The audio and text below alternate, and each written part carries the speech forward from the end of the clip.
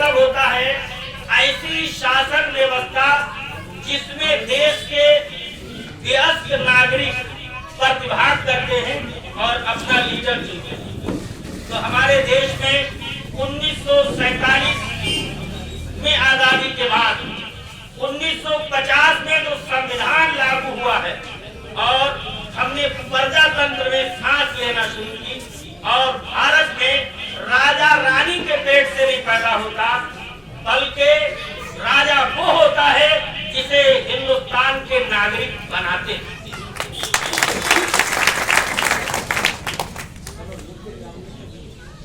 दुनिया के अंदर और भी लोकतंत्र हैं, जैसे अमेरिका है, यूनाइटेड किंगडम है, जैसे आपका मिस्र है, जैसे हमारे पड़ोस में आपका चीन हो गया। ये सिर्फ दिखाने के हैं और कहने के। जब हम आजाद हुए थे, मेरी बात ध्यान से सुनिएगा, जब हम आजाद हुए थे और हमारे पूर्वजों ने, हमारे बच्चियों ने, हमारे पूर्वजों ने जब कहा था कि हम प्रजातंत्र भारत के अंदर लाएंगे, तो इंग्लैंड की संसद ने, वहां के जो सांसद थे, मेंबर ऑफ पार्लियामेंट थे, उन्होंने हमारे बाप दादाओं का मजाक उड़ाया था। और मजाक कैसे उड़ाया था? कहा था ये भारत के अशिक्षित लोग जो न शिक्षित हैं और न अमीर हैं, बुद्धि से हीन हैं, इनके पास शिक्षा भी नहीं है और इनके पास पैसा भी नहीं है, ये गरीब हैं, ये लोकतंत्र कैसे चला पाएंगे? लोकतंत्र चलाने के लिए पैसे की जरूरत पड़ती है, विवेक की जरूरत पड़ती है, शिक्षा की जरूरत पड़ती है। लेकिन ये हमारा सौभाग्य है, हमने सिद्ध कर दिया। आज आजाद हुए तकरीबन 75 साल हो चुके हैं और भारत में गणतंत्र आए हुए, जमहूरियत आए हुए 72 साल हो चुके हैं। 72 साल के अंदर हमारा इतिहास देखा जाए तो हम सबसे आगे नजर आते हैं, हम सबसे आगे नजर आते हैं। हमारे साथ एक बदमाश देश की पैदाइश हुई थी जिसे पाकिस्तान कहा जाता है। वहां किसी का अधिकार सुरक्षित नहीं है, प्रजातंत्र नहीं है, फौज का शासन चल रहा है। हमारे पड़ोस में चीन है, वहां अधिनायकवाद चल रहा है, नागरिकों के अधिकार खत्म किए जा चुके हैं। हमारे पड़ोस में एक देश मालदीव है, वहां से भी प्रजातंत्र और डेमोक्रेसी तकरीबन खत्म है। हमारे पड़ोस में एक नेपाल देश है, उन्होंने भी कहा था प्रजातंत्र लाएंगे, लेकिन कभी कोई आके प्रधानमंत्री बन जाता है तो हटना नहीं चाहता। और कभी कभार ऐसा होता है हर 2 महीने में प्रधानमंत्री बदल जाता है। इसी तरह आप और देशों का भी हाल देख सकते हैं कि जहां पर प्रजातंत्र का बहुत बुरा हाल है। ये हमारी खूबी है। लोग हमें कहते थे कि हिंदुस्तानी अशिक्षित हैं, लोग कहते थे कि हिंदुस्तान वासी जो है विवेकहीन है, लोग कहते थे, इंग्लैंड के अंग्रेज कहते थे कि हिंदुस्तानी गरीब और विवेकहीन अशिक्षित है, ये प्रजातंत्र की रक्षा नहीं कर पाएंगे। लेकिन सच ये है कि हमने रक्षा करके दिखा दी। कैसे?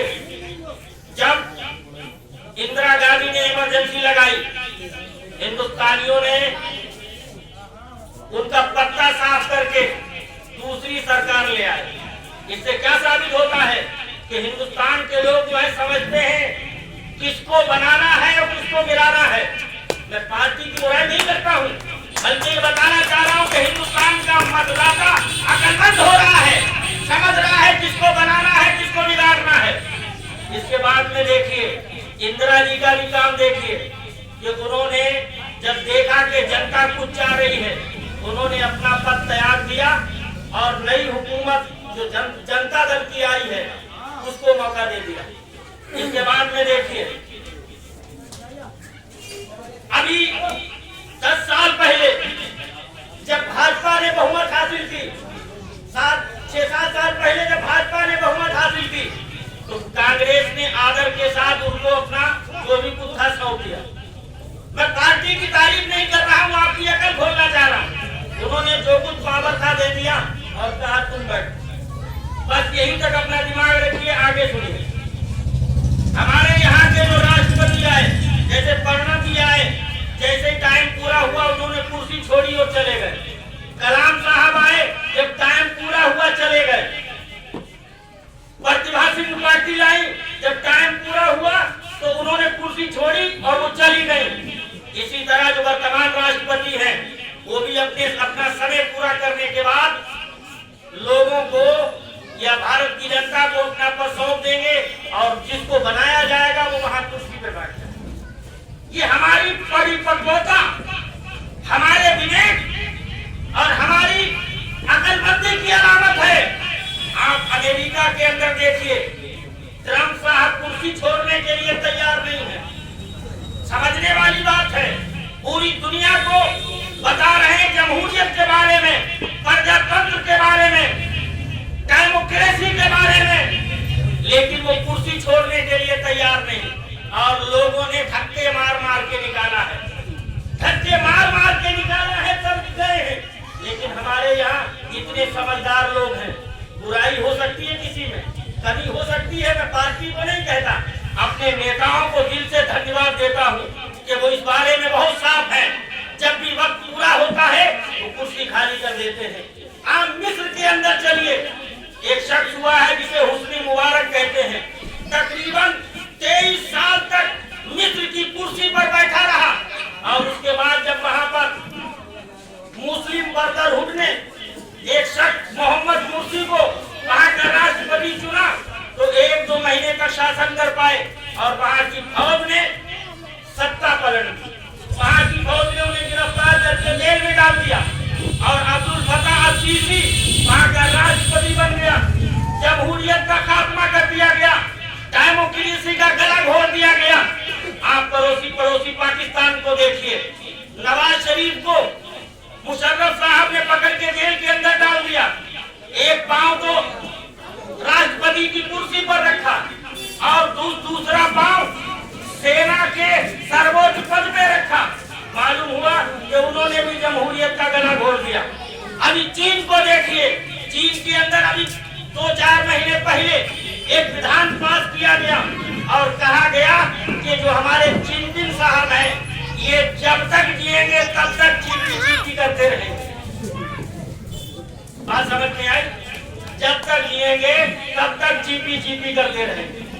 अब बताइए, हमें लोग सिखा रहे थे, हमें समझा रहे थे, बता रहे थे कि भारत के लोग अशिक्षित हैं, अनपढ़ हैं, गवार हैं, ये प्रजातंत्र की रक्षा नहीं कर पाएंगे। अरे हमने 75 साल से बना के रखा। और एक बात बता दें आपको, हमारे ऊपर एक एतराज किया जाता है कि यहाँ हिंदू मुसलमान लड़ जाते हैं। मैं पूछता हूँ, क्या दो सगे भाई नहीं लड़ते हैं क्या? क्या दो सगे भाई नहीं लड़ते हैं? अरे लड़ जाते हैं, सगे भाई भी लड़ जाते हैं। लड़ने का मतलब ये नहीं होता है कि बिछड़ जाते हैं, लड़ने का मतलब ये है कि कभी कुछ हो गया फिर एक हो गए। हमारे हिंदुस्तान में सबसे कम दंगा होते हैं। आप अमेरिका के अंदर गोरे और काले की हिस्ट्री पढ़िए, हर साल सैकड़ों की तादाद में या तो गोरा मारा जाता है या काला मारा जाता है। आप पाकिस्तान के अंदर देखिए, हर साल बलूचों को मारा जाता है। और मैंने हिस्ट्री पढ़ी है, 1947 के बाद से आज तक तकरीबन 320 मौलवियों को फांसी दी जा चुकी है। मैंने हिस्ट्री पढ़ी है, आप देखिए, जिम्मेदारी से कहता हूँ, तकरीबन 600 लोगों को 1947 से अब तक फांसी दी जा चुकी है। और भारत के अंदर सिर्फ 3 से 5 लोगों को अभी तक फांसी हुई है। जो सच है उसको बोलना चाहिए। हमारे देश का सबसे बड़ा सौभाग्य, हमारे देश की सबसे बड़ी खुशी देखिए, इस देश के अंदर जब अब्दुल कलाम ने मिसाइल बनाया और भारत को एटॉमिक ताकत बनाया, परमाणु संपन्न शक्ति बनाया, तो भारत के लोगों ने उसे राष्ट्रपति बना दिया। ताली बजाओ। हिंदुस्तान के लोगों ने एपीजे अब्दुल कलाम को राष्ट्रपति बना दिया। और यही चीज पाकिस्तान के अंदर अब्दुल कयूम खान ने जब वहां परमाणु बम बनाया पाकिस्तान को परमाणु संपन्न शक्ति बनाया, तो आज AQ खान, अब्दुल कुद्दूस, वो अब्दुल कयूम खान जो है, उनका हाल ये है कि एक कोठरी के अंदर कैद है और चारों तरफ पहरा लगा हुआ है, चारों तरफ पहरा लगा हुआ है। क्यों लगा हुआ है? कि ये देश का हीरो है, अगर मैदान में आ जाएगा तो जनता इसको अपना हीरो मान लेगी, ये इलेक्शन जीत जाएगा, ये पार्लियामेंट में पहुंच जाएगा। अरे बेवकूफो, जो देश के लिए जान देता है उसका सम्मान होना चाहिए था, उसके साथ तुमने कितना बुरा किया है। अगर कोई सबक लेना चाहता है, कोई दर्श लेना चाहता है, अगर कोई कुछ सीखना चाहता है, तो हमारे देश भारत से सीख सकता है। यहाँ अगर मुसलमान काम करता है तो उसे भी राष्ट्रपति बनाया जा सकता है, अगर हिंदू कुछ अच्छा करता है तो उसे भी कुर्सी पे बिठाया जा सकता है, उसे भी हम उच्च स्थान पर बिठा सकते हैं जो देश के लिए काम करने वाला होगा। तो भाइयों, आज का पैगाम है, सिर्फ देश में नहीं जीना है, देश के लिए जीना। बोलो, सिर्फ देश में नहीं जीना है, देश के लिए जीना है। और अंत में मैं आप सभी को बहुत बहुत धन्यवाद देता हूँ। आप सभी श्रोतागण, बंधुगण यहाँ उपस्थित हुए, मुझे बहुत अच्छा लगा।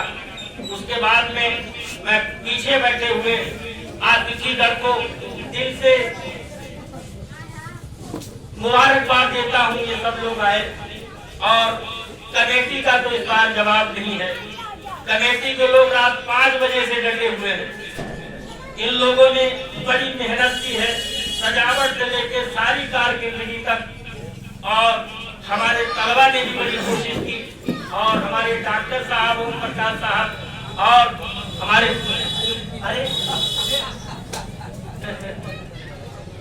तो इन सब लोगों ने बहुत बड़ा काम किया है, इन लोगों का योगदान है।